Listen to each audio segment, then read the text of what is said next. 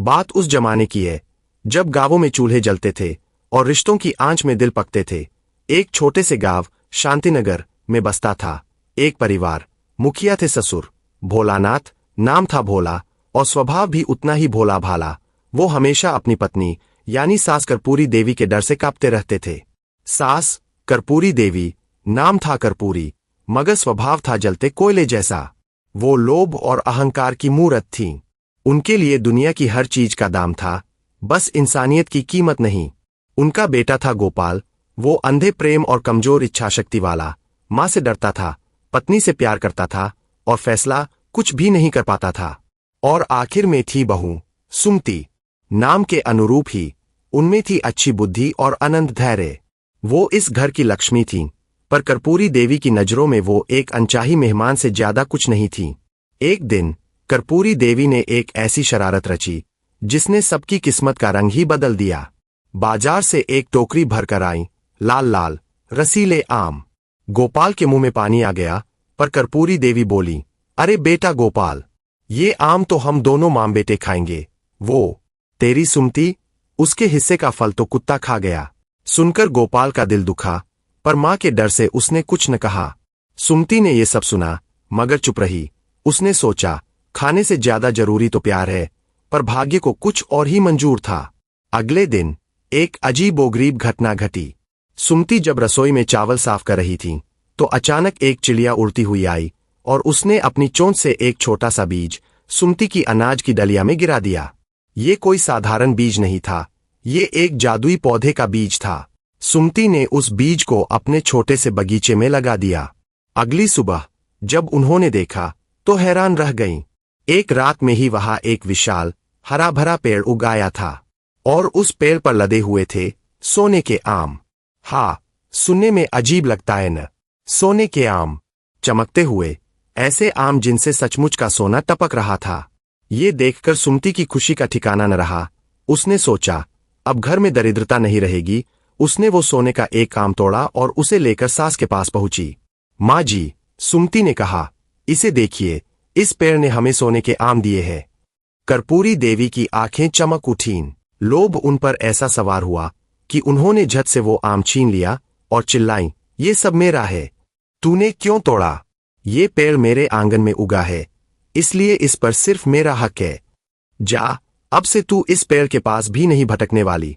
भोलानाथ और गोपाल ने ये सब देखा, पर लोभ के आगे उनकी एक न चली। सुमति का दिल टूट गया, पर वो फिर भी चुप रही। अगले कुछ दिन कर्पूरी देवी रोज सोने के आम तोड़ती और बेचने के लिए बाजार जाती। घर में पैसा आ गया, शानो शौकत बढ़ गई, पर सुमति के लिए कुछ नहीं बदला। उसे साधारण बासी रोटी ही खाने को मिलती। एक दिन जब कर्पूरी देवी आम तोड़ रही थीं, तो एक अद्भुत घटना हुई।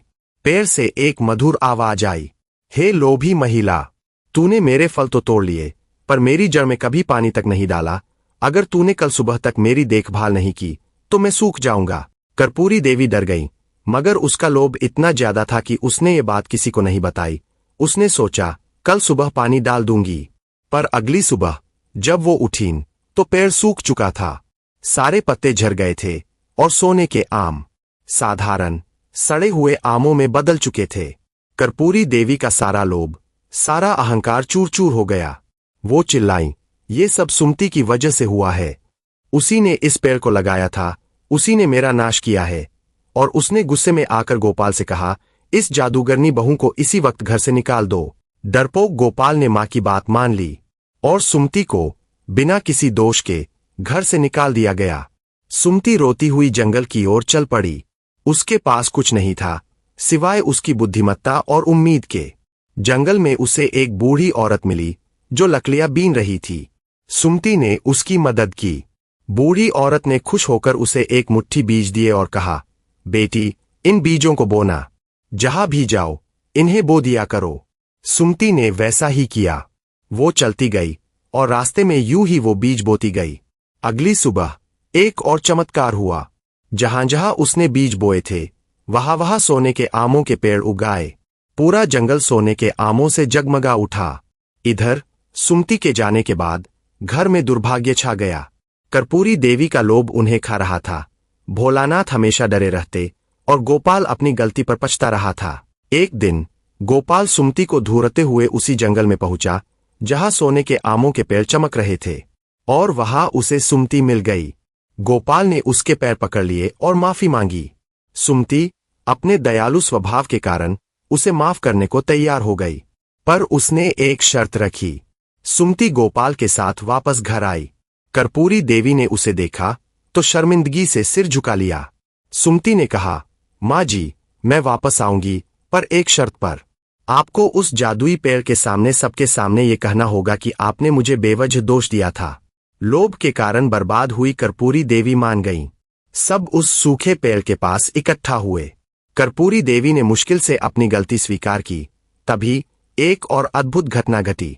जैसे ही कर्पूरी देवी ने माफ करना कहा, वह सूखा पेड़ फिर से हरा भरा हो उठा, और इस बार उस पर सोने के आम नहीं बल्कि मोतियों के आम लदे हुए थे। और पेड़ से फिर वही आवाज आई, लोभ ने सोना दिया था जो चला गया, क्षमा ने मोती दिए हैं जो हमेशा तुम्हारे साथ रहेंगे। सब हैरान रह गए। कर्पूरी देवी की आंखों से आंसू बह निकले। इस बार वो सच्चे आंसू थे।